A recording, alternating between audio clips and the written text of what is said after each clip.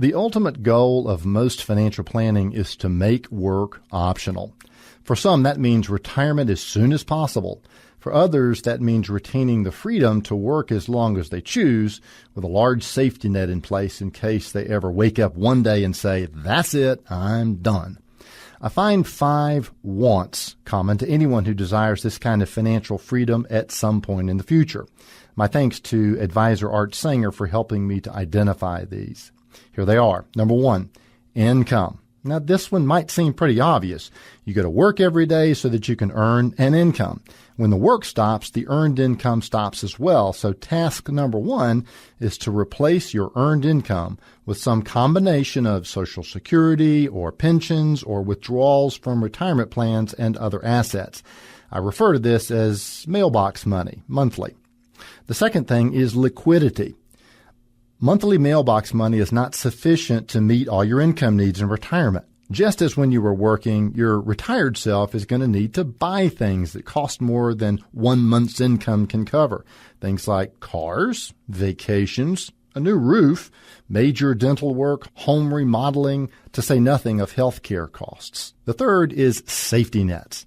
Nothing can shrink your pile of money faster than an unexpected catastrophe with no safety net in place. You need insurance protection against automobile accidents, house fires, lawsuits, major medical expenses, long-term care expenses, rehabilitation expenses, just to name a few. Safety nets pick up where liquidity leaves off. The fourth item that you're going to need in retirement is longevity. How long do you want your money to last? I'm assuming as long as you last, as long as both you and your spouse last. Most people are going to answer in the affirmative to both of these questions. But if you want your money to last as long as you or you and your spouse do, doesn't that limit the amount that you can take out now? Well, obviously it does, which then leads to the million-dollar question, how much can I safely take out of my little nest egg every month and be sure that I'll never run out? The answer, a lot less than you might think. Somehow 4% emerged as the go-to rule of thumb, but recent studies have argued that you might actually need to limit yourself to withdrawals of 3% or maybe even just a little tad less every year. That means the guy with $1 million can safely withdraw about $30,000 a year, about $2,500 a month, without fear of running out of money during his lifetime. The fifth thing is legacy. How much of what you've built in this life do you want to leave behind for those that you care about? One popular answer for swaggering males under the age of 40 is, I want the last check I write to the undertaker to bounce. Well, this is the guy with no adult children who have bestowed on him the true treasure of life, grandchildren.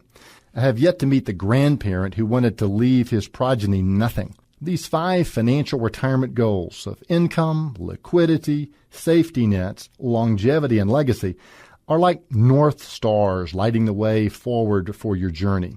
The key to all 5 is balance. If you max out in one area to the neglect of another, it could really cost you. So, get the help to do the work necessary to put a plan in place to balance these 5 priorities. Offering you wisdom on wealth, I'm Byron Moore.